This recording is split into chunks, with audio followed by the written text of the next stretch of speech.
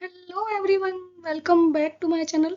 आई am Renu और आज हम यहाँ पर डिस्कस करने वाले हैं हमारी नीट सीरीज में एनिमल किंगडम का नेक्स्ट टॉपिक, जो कि क्लास एवीज है। एवीज आप जानते हैं, बर्ड्स को इंक्लूड किया गया है। जैसा आप यहाँ डायग्राम में देख पा रहे हैं, जितने भी बर्ड्स हैं उनको एव्स में इंक्लूड किया गया है।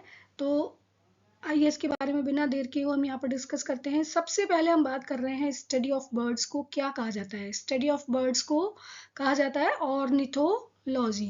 क्लियर? एंड जो साइंटिस्ट बर्ड्स की स्टडी से रिलेटेड होते हैं वो ऑर्निथोलॉजिस्ट कहे जाते हैं। क्लियर? एंड आई होप कि आपने ये नाम सुना हो। बर्डमैन ऑफ इंडिया किसे कहा जाता है? डॉक्टर सालिम अली या डॉक्टर सलीम अली, इनको हम कहते हैं बर्डमैन ऑफ इंडिया।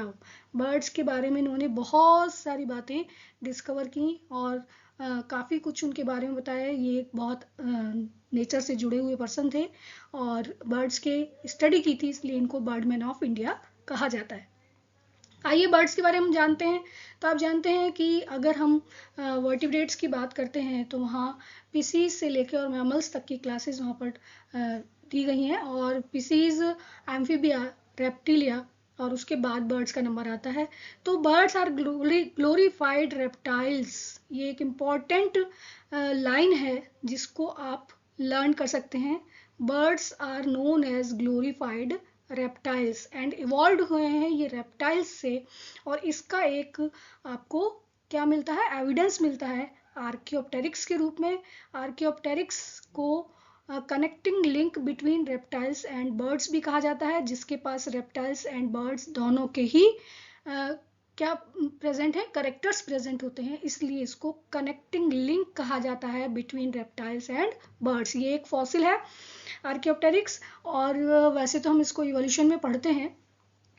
तो आप यहाँ पर सिर्फ इतना समझिए कि क्योंकि रेप्टाइल्स से इवॉल्व हुए हैं बर्ड्स, इसलिए उनके जो करेक्टर्स हैं वो करेक्टर्स आर्कियोप्टेरिक्स के अंदर आए हैं। साथ में उसके अंदर कुछ करेक्टर्स रेप्टाइल्स के भी हैं, इसलिए इसी को connecting link between reptiles and birds कहा जाता है। I hope it is clear. आइए हम बात करते हैं क्लास एवीज या एव्स के बारे में। तो सबसे पहले हम बात करेंगे इनकी हैबिटेट। तो देखिए, वैसे तो ये एरियल होते हैं, जैसा कि आप सब लोग जानते हैं। जो भी बर्ड्स हैं वो एरियल हैं, बट कुछ बर्ड्स जो होती हैं वो टेरिस्ट्रियल भी होती हैं, यानी फ्लाइटलेस हैं, तो उड़ नहीं पाती हैं। और साथ में एक्वेटिक बर्ड्स भी होती हैं, आप देखते हैं। तो इसलिए हम हैबिटेट को क्लासीफाई कर रहे हैं एरियल, टेरिस्ट्रियल या एक्वेटिक। हैव फेदर्स, ये इनका करेक्टरिस्टिक फीचर है कि उनकी बॉडी के ऊपर फेदर्स प्रेजेंट होते हैं। मोस्टली बर्ड्स फ्लाई कर सकते हैं, लेकिन कुछ ऐसी बर्ड्स भी होती हैं जो कि फ्लाइट लेस होती हैं, वो उड़ नहीं सकती हैं। फॉर एग्जाम्पल आप बात कर सकते हैं ऑस्ट्रिच की, आप बात कर सकते हैं एमू की, आप बात कर सकते हैं पेंगुइन की एंड कीवी की। तो ये कुछ ऐसी बर्ड्स हैं जो फ्लाइट लेस होती हैं। आप इनके नेम्स लर्न करिए, में भी क्वेश्चन यहाँ से फॉर हो सकता है। Mostly birds are mostly birds can fly, but some of the birds cannot fly. These are known as flightless birds. And उनके गुड एग्जाम्पल हैं ऑस्ट्रिच, जैसा कि आप यहाँ डायग्राम में देख पा रहे हैं, बहुत बड़ी हैवी बॉडी होती है, तो ये उड़ नहीं पाते हैं। पेंगुइन से आप फैमिलियर हैं। और इसी तरह से कीवी एंड एमू भी इस तरह की बर्ड्स हैं जो कि फ्लाइटलेस होती हैं। वार्म ब्लडेड एनिमल्स होते हैं, यानी कि अभी तक आपने पढ़ा था कोल्ड ब्लडेड एनिमल्स के बारे में, रेप्टाइल्स तक। कोल्ड ब्लडेड एनिमल्स को हम पॉइकिलोथर्मिक कहते हैं, जो कि अपने बॉडी टेम्परेचर को मेंटेन नहीं कर पाते हैं। जैसे आउटर एनवायरनमेंट का टेम्परेचर चेंज होता है, उनका बॉडी टेम्परेचर भी अप एंड डाउन होता है, इस वजह से वो हाइबरनेशन में चले जाते हैं। लेकिन रेप्टाइल्स में हमने पढ़ा कि क्रोकोडाइल्स जो होते हैं वो वार्म ब्लडेड होते हैं, तो वहाँ से स्टार्ट हो गया ये वार्म ब्लडेड। और एप्स एंड मैमल्स की अगर हम बात करें तो होम्योथर्मिक इनको कहा जाता है, क्योंकि अपनी बॉडी टेम्परेचर को मेंटेन कर सकते हैं। अगर आप ह्यूमंस की बात करते हैं तो आप देखते हैं उनका जो नॉर्मल बॉडी टेम्परेचर होता है वो 37 डिग्री सेल्सियस होता है, और ये मेंटेन रहता है चाहे वो समर हो, चाहे वो विंटर हो, चाहे रेनी सीजन हो। मतलब आउटर एनवायरनमेंट में जो भी चेंज होते हैं उसके अकॉर्डिंग बॉडी का टेम्परेचर चेंज नहीं होता है, वो मेंटेन रहता है, इसलिए इनको होम्योथर्मिक कहा जाता है एंड ये वार्म ब्लडेड एनिमल्स कहे जाते हैं। आई होप ये आपको क्लियर हो गया होगा। आइए इसके अदर जो फीचर्स हैं उनके बारे में हम जानते हैं। आप जानते हैं कि एव्स का एक करेक्टरिस्टिक फीचर है, उनकी जो बॉडी होती है वो स्ट्रीम लाइंड होती है। स्ट्रीम लाइंड बॉडी का मतलब होता है इस तरह से शेप जो होती है बॉडी की, और इस शेप की वजह से वो प्रॉपर तरीके से क्या कर पाते हैं, रजिस्ट कर पाते हैं किसको, जो भी उनका, जब वो फ्लाइट करते हैं या वो फ्लाई करते हैं एयर में, तो एयर का जो प्रेशर है उसको वो टॉलरेट कर पाते हैं स्ट्रीमलाइंड बॉडी की वजह से। तो ये जो शेप होती है वो एक स्पेशलाइज्ड करेक्टर है इनका, स्ट्रीमलाइंड स्पिंडल शेप्ड बॉडी होती है। Body is divided into head, neck, trunk and tail. Body divide होती है 4 रीजन्स में, और यहाँ आप डायग्राम में अगर देखें तो क्लियरली देख पा रहे हैं, ये इसका हेड रीजन है, ये इसकी नेक रीजन होती है, एंड इसके बाद इसकी ट्रंक रीजन जो कि एब्डोमेन भी कहलाता है, एंड लास्ट में इसकी टेल। ठीक है, तो इस तरह से आप इसकी बॉडी को 4 पार्ट्स में डिवाइड कर सकते हैं।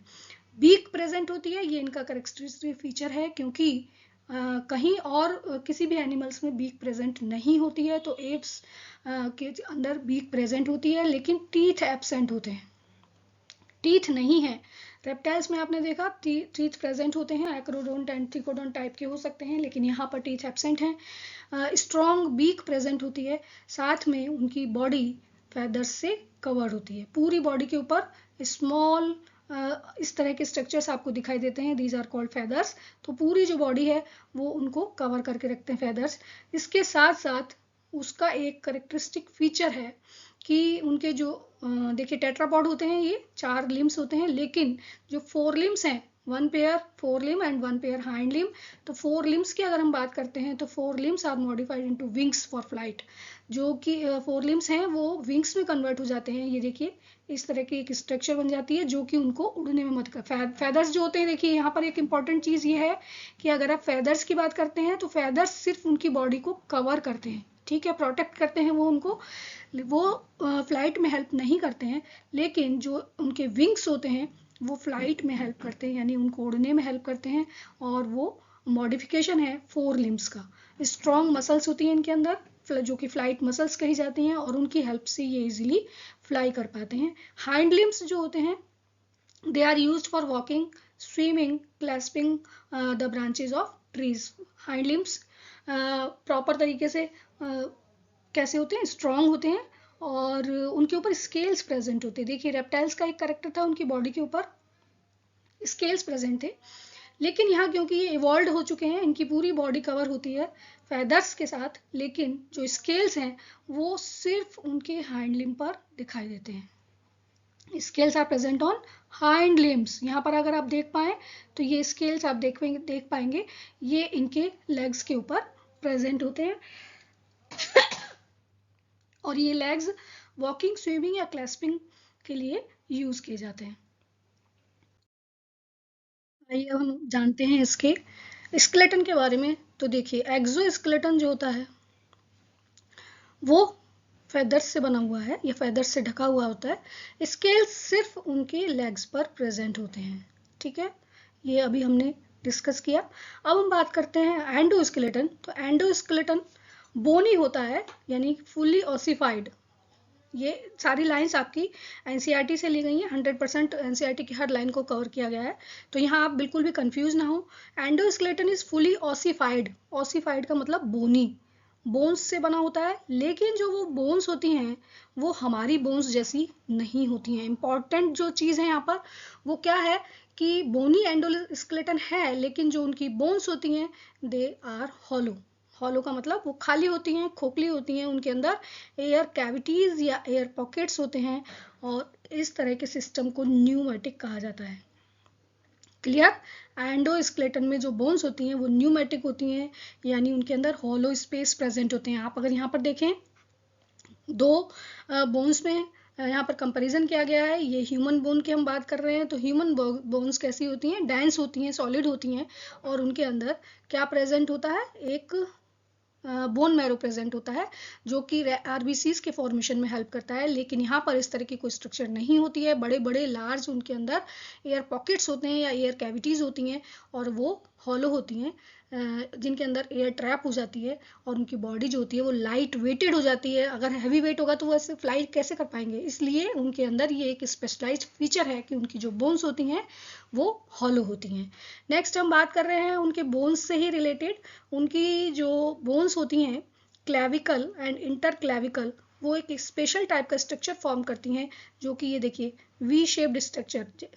ये जो शोल्डर बोन्स हैं वो क्लैविकल इंटर क्लैविकल मिलकर एक स्ट्रक्चर बनाती है जिसको हम फर्क्यूला कहते हैं। इसको विश बोन भी कहा जाता है।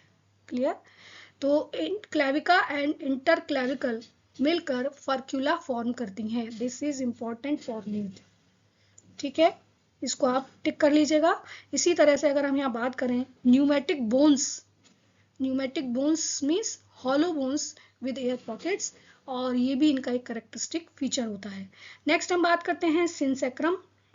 ये भी एक इम्पॉर्टेंट टर्म है। तो देखिए मोस्टली जो वर्टिब्रीज होती हैं वो डिफरेंट पार्ट्स में डिवाइड होती हैं, thoracic vertebrae, lumbar vertebrae, sacral vertebrae, लेकिन यहाँ पर thoracic, lumbar and sacral vertebrae मिलकर यानी फ्यूज हो जाती हैं और वो सिंसेक्रम बनाती हैं। यहाँ देखें ये वाला जो पार्ट है दिस वन, यहाँ पर ये वर्टिब्रीज फ्यूज हो जाती हैं आपस में और ये बना लेती हैं synsacrum. So this is also important for NEET point of view. Clear? ये टर्म्स आपसे एग्जाम में पूछी जा सकती हैं। नेक्स्ट हम बात करने वाले हैं यहाँ पर उनकी स्किन की। तो स्किन देखिए उनकी ड्राई होती है विदाउट एनी ग्लैंड, किसी भी तरह की कोई ग्लैंड उनकी बॉडी पर प्रेजेंट नहीं होती है, लेकिन सिर्फ एक ऑयल ग्लैंड प्रेजेंट होती है जो कि उनकी बेस ऑफ द टेल पर होती है, टेल के बेस पर प्रेजेंट होती है, एंड उस ग्लैंड को हम कहते हैं प्रीन ग्लैंड। स्पेशलाइज्ड नेम है उसका, preen gland.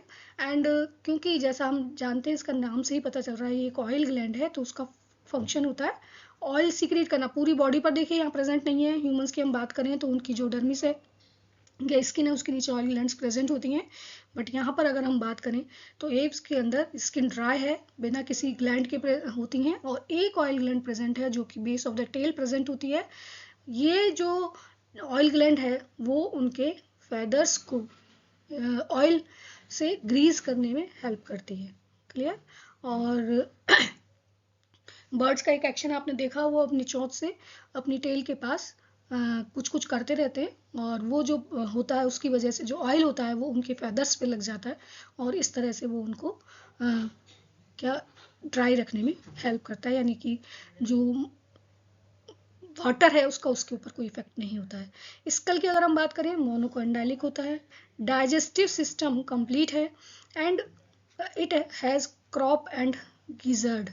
Gizzard and crop दो स्पेशलाइज्ड ऑर्गन्स हैं जो कि डाइजेस्टिव सिस्टम में प्रेजेंट होते हैं। एक क्रॉप का फंक्शन होता है स्टोरेज में हेल्प करना, क्रॉप हेल्प करता है स्टोरेज ऑफ फूड। ठीक है, जो भी ग्रेन्स वो ईट करते हैं उनको स्टोर करने का काम करता है क्रॉप। अगर यहाँ आप देखेंगे तो देखिए इस तरह से ये वाला जो स्ट्रक्चर है बर्ड का डाइजेस्टिव सिस्टम, इसमें ये वाला जो पार्ट है दिस इज क्रॉप।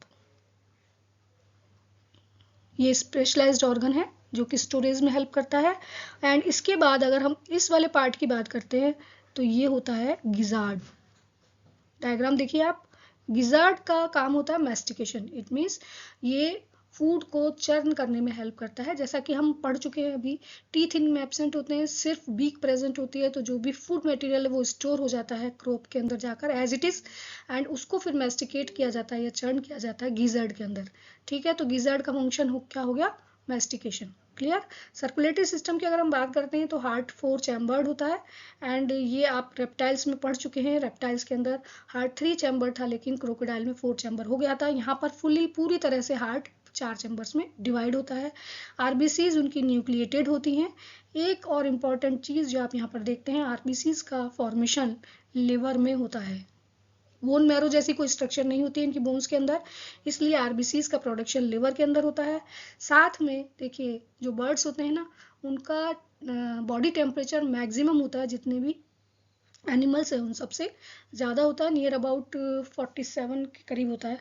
तो ये जो नंबर है आरबीसीज का पर यूनिट ब्लड में सबसे मैक्सिमम होता है, क्योंकि जितना ज़्यादा आरबीसीज प्रेजेंट होंगे उतना ही ज़्यादा उनका टेम्परेचर मेंटेन करेंगे और उसमें हेल्प करेंगे। क्लियर? तो इसलिए उनका maximum number RBCs per unit volume में प्रेजेंट होता है। अब हम बात कर रहे हैं कि वो अपने बॉडी टेम्परेचर को मेंटेन रखते हैं, इसलिए उनको हम वार्म ब्लडेड एनिमल्स कहते हैं। रेस्पिरेशन थ्रू गिल्स, रेस्पिरेशन जो होता है वो लंग्स के थ्रू होता है, गिल्स इनमें एब्सेंट होते हैं, क्योंकि गिल्स कहाँ तक थे, आपने देखा रेप्टाइल्स के अंदर जो थे वो गिल्स नहीं प्रेजेंट थे, वहाँ पर लंग्स आ गए थे। तो यहाँ पर अगर हम देखें तो रेस्पिरेशन थ्रू लंग्स होता है। एयर सैक्स जो होते हैं वो लंग्स के साथ कनेक्टेड होते हैं, यानी कि एक बिग स्पेस, यहाँ पर आप देखें लंग्स की स्ट्रक्चर देखें, ये जो पिंक कलर का स्ट्रक्चर आपको दिखाई दे रहा है, दिस इज लंग, और इसके साथ बहुत सारे ये पॉकेट दिखाई दे रहे हैं, एयर पॉकेट। ये जो पॉकेट्स हैं ये एयर सैक्स होते हैं, जो कि एयर फिल्ड कैविटीज होती हैं, और ये किस में हेल्प करते हैं, उसकी बॉडी को बायंसी प्रोवाइड करते हैं। क्लियर? सेक्सेस की अगर हम बात करें तो वो सेपरेट होते हैं, यानी मेल और फीमेल अलग अलग हैं। फर्टिलाइजेशन इंटरनल होता है। एंड ओवीपेरस, ये तो आप मालूम है, एग लेइंग एनिमल्स होंगे। Oviparous means egg laying animals. Development direct होता है इस तरह से, यानी कि कोई भी लार्वल स्टेज उनके डेवलपमेंट में प्रेजेंट नहीं होती है, और आप देखते हैं एग से डायरेक्ट या एक स्मॉल बेबी का डेवलपमेंट होता है। तो किसी भी तरह की कोई लार्वल स्टेज यहाँ पर प्रेजेंट नहीं है, इसलिए डेवलपमेंट को डायरेक्ट डेवलपमेंट कहा जाता है। I think it is clear. अब हम यहाँ पर बात कर लेते हैं इसके एग्जाम्पल्स की। तो एग्जाम्पल्स को अगर आप देखें तो देखिए इनके जो साइंटिफिक नेम है उन्हीं से उनको आपको याद करना पड़ेगा, और इम्पॉर्टेंट है। वैसे तो आपको मालूम है कि सारे के सारे जो बर्ड्स हैं वो इसमें होते हैं, लेकिन अगर हम यहाँ देखें, क्रो को हम कहते हैं कॉर्वस, पिजन को कहा जाता है Columba, peacock is Pavo, and vulture is Neophron, ostrich is Struthio, and penguin is एप्टिडोनोडाइट्स।